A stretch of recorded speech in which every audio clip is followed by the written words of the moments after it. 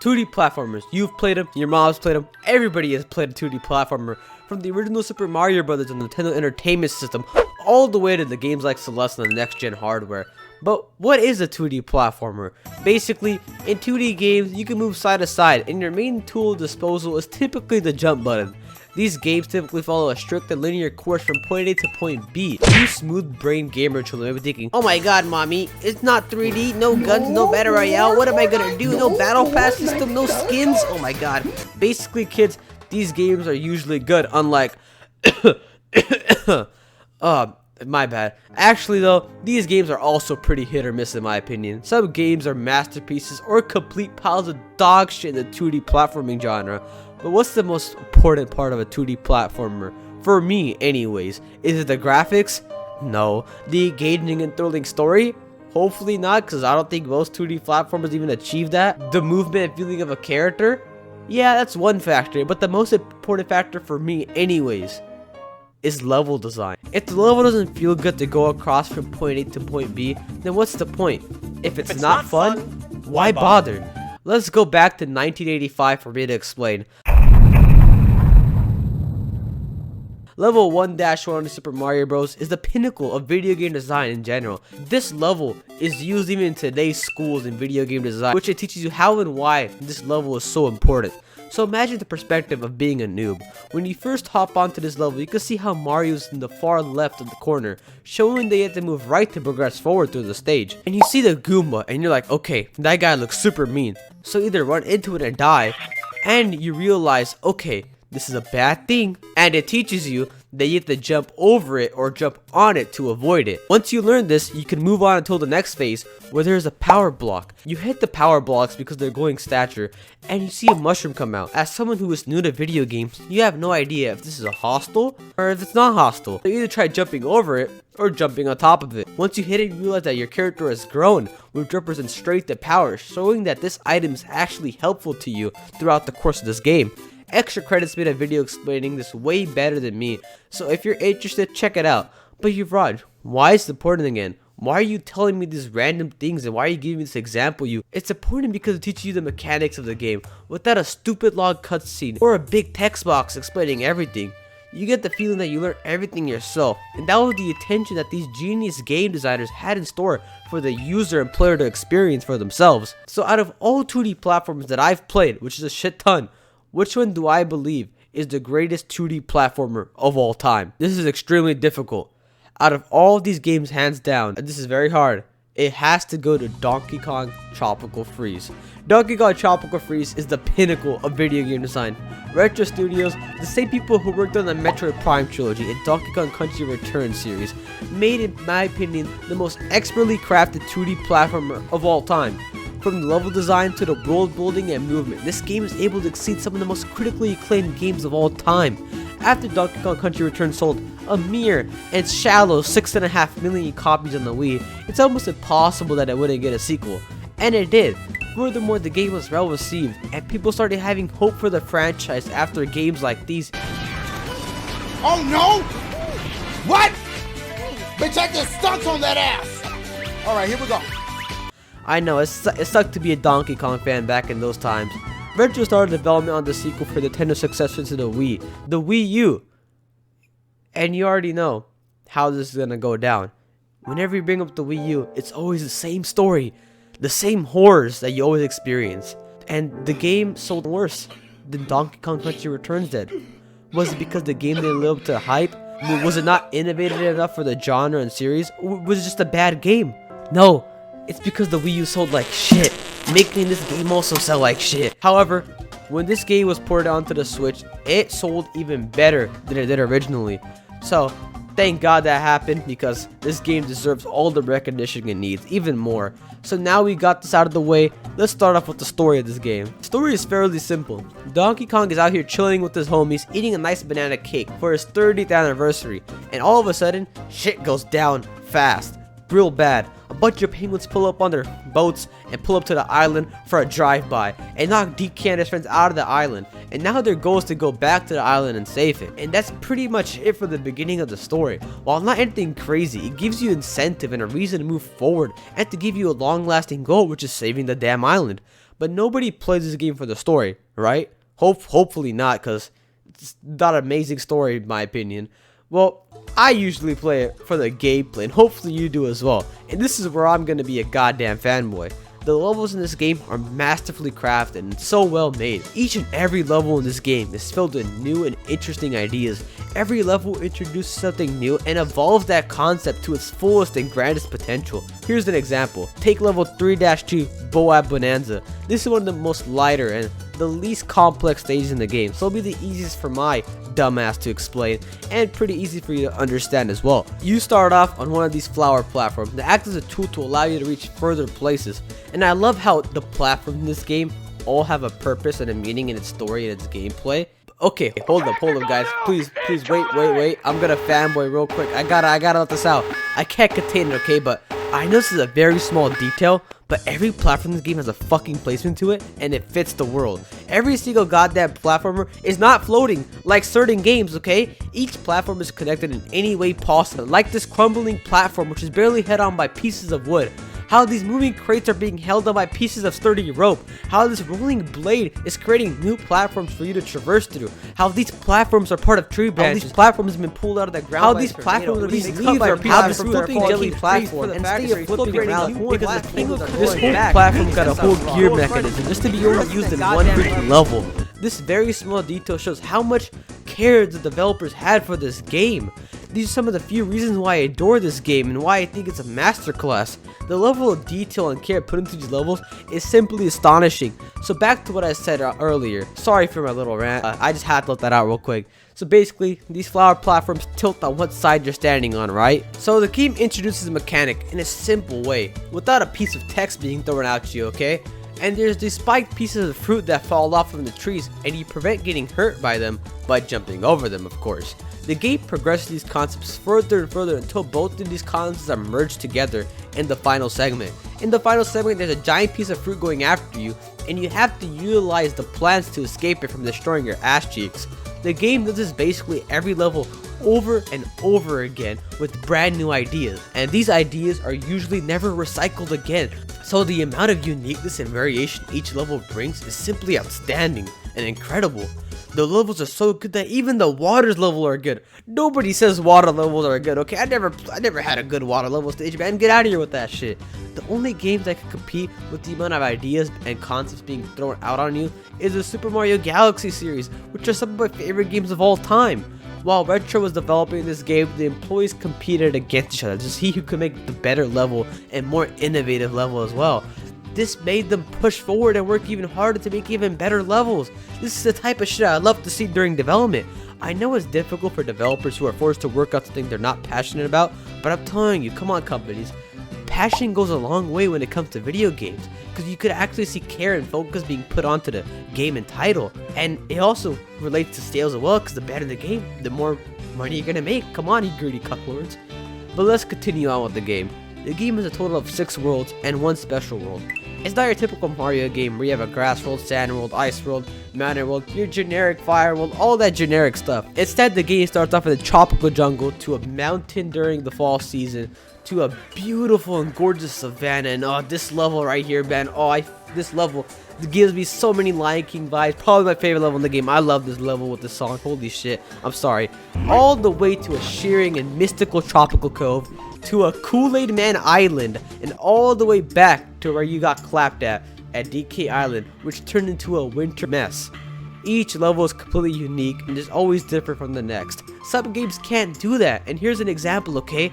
All credit to Dunkey. I got this part originally. I copy and pasted. Plagiarize me, man, for this segment, okay?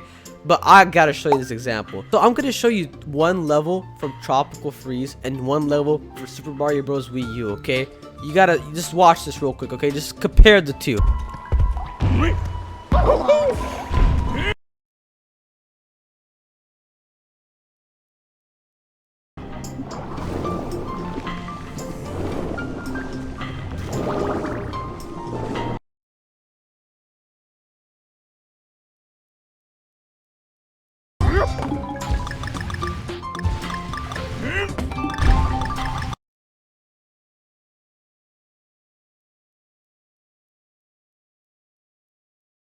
So what did you think of it? Well, actually, I kinda lied to you, my bad. That was only one level from Tropical Freeze, and those were 3 different stages for Super Mario Bros. On the Wii U. It shows how generic and how samey the levels feel in those games, and this relates to my next point. The game ends up having a total of 63 stages, which may be a turnoff for some people. Oh my god, why are there such few levels for a 2D platformer? This game takes an approach that many games are afraid to take, and that is quality over quantity. This game doesn't want to drag out the game because dragging out a game is never good, and it's just bad. It's just a bad idea. There are so many games that can be a great experience but end up being stale because it ends up being so damn dragged out. Games like any Assassin's Creed game, Shadow of War, and every other JRPG game are some of the few examples. Okay, the last type of game I'd be a little mean because I despise most JRPG games. I'm just not a JRPG fan. These games can be heavily reduced by half of its length and be high quality titles, but games like these focus on artificial length and quantity rather than quality. The debate between the two is still going on, but imagine this: you get the most delicious meal in the world or 2 Crunchwrap Supremes for the same price. I think you go with the most delicious meal in my opinion. We're not hating on the Crunchwrap Supremes, okay man? I live off of that stuff, man. I used to eat that every day back in the day. They're bangers and you gotta try them at Taco Bell, okay? Go get a Crunchwrap Supreme right now, okay? Taco Bell, please sponsor me, man. I'll be your biggest #1 supporter, man. I'm telling you. But the ideology changes when you say that you want the most delicious meal or 10,000 Crunchwrap Supremes for the same price. Because you're like, I can live off of this food for a very long time. And it's not like it's bad, it's actually kinda good like I was saying earlier. And that's where the debate really shines into place. But games usually don't hold that type of value. That was more of an exaggerated take in my opinion. But still, the idea of going for high quality levels compared to dragged out missions that are extremely tedious and repetitive was an amazing choice made by Retro Studios in my opinion. These levels are so vast, it's some of the most replayable levels that games have to offer. Levels are filled with so many details that you never see the first time, and they are always a treat to replay over and over again because you experience new and tiny details. Each and every level tells a story, and so do the worlds. Take Jamba Juice World for example, okay? It tells a complete story if you pay attention to the details. In the beginning, these mechanisms of harvesting fruit, and then they're being cut into pieces and getting their juices sucked out, okay? I know that sounds wrong, but it's true. And near the end, you see that these pieces of fruit are being made into some juicy ass popsicles, and the final boss ends up also having a popsicle in his hand as well, which I like that detail. This game is like the Pixar of 2D platformers, the ability to tell a story by using their environment and not saying anything whatsoever. Vehicle levels like minecart levels and Rammy the Rhino stages make a return from Country Returns, and a new vehicle which is a flying rocket barrel. These stages are so much fun to play through, and the level design shines even more on these stages. For example, take level 2-4 Sawmill Thrill. You start off by entering a wood shop where you avoid these saw blades and pieces of wood that come by you. Then the saws and pieces of wood start interacting with each other, creating new pathways for the user to traverse through. All of a sudden, you fall on a boat, having to maneuver through the water, dodging these sharp pieces of wood that just stab the shit out of you. Later, you hop back into a machine, which turns the boat into a cart. Then you reach the final segment, in which a saw is chasing after you and sending wooden platforms that have been chopped off by the saw itself. Finally, you escape, and that's the end of the level. You see how much creativity was put in just one level out of the 63? They take the theme of a wood shop and squeeze every idea possible from it. And guess what? None of these ideas show back up into the game, making you excited for what crazy idea is going to be shown next. Damn, this is a good ass game. Finally, the last other type of stage are the boss fights, and well, finally we get some good boss fights in a Nintendo platformer. Most platformers nowadays have some ridiculously easy bosses that are beaten in a matter of seconds. In this game, however, it's the complete opposite. Instead of taking 3 hits, a typical boss in this game takes 9 or more hits, and they just don't have 1 or 2 phases that are extremely simple. You can barely tell the difference between them, and that makes the bosses super long.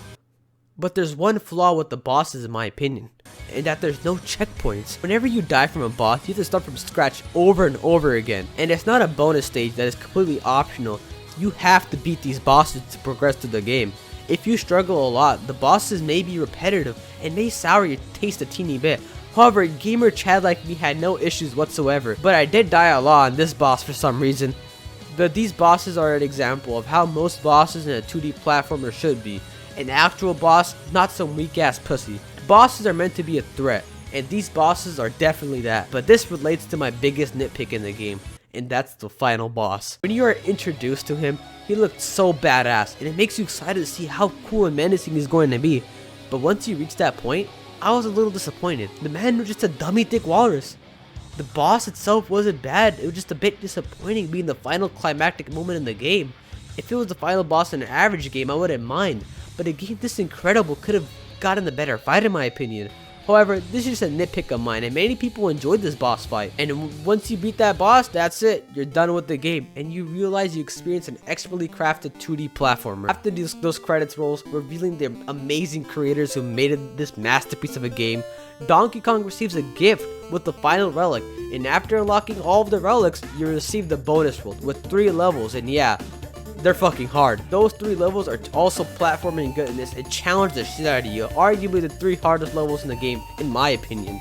But that's it for the game. Eventually you receive a hard mode if the game was too easy for you, but that's mainly it.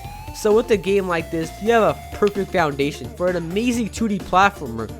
But what else does a game need? A killer soundtrack. I don't know why I saved this for the end of the video, but the soundtrack of this game is amazing. David Wise did an incredible job as the composer for this video game, man. This man should compose any video game, because this man is a mental genius. He makes some of the best music ever. Each and every instrumental in this game is a pure banger, and it helps elevate the game even higher. This is by far one of the best original soundtracks I have ever heard in a video game. Every song helps establish a certain mood and feeling that can't be described in words. You have your upbeat tropical themes all the way to this mystical and enchanting eerie winter forest. The songs all feel unique and equally as important. Music is an extremely important factor in a video game because it immerses the player and gives the levels even more emotions and feelings. So you may be thinking, what was the point of this video, man? The whole point of the video was me trying to tell you that if you haven't played this game, go play it, man. I highly recommend it to everyone, even people who aren't very fond of 2D platformers, because this game might change your mind on the genre as a whole.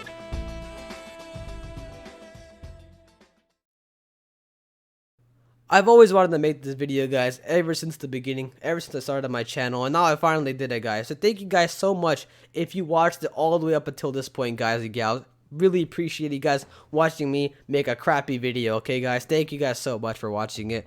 I'm gonna start making more videos like these in the channel, okay? So stay subscribed if you enjoy videos like these, okay? There's no upload schedule. I usually upload whenever I feel like it, because I'm lazy. But still, thank you guys for watching.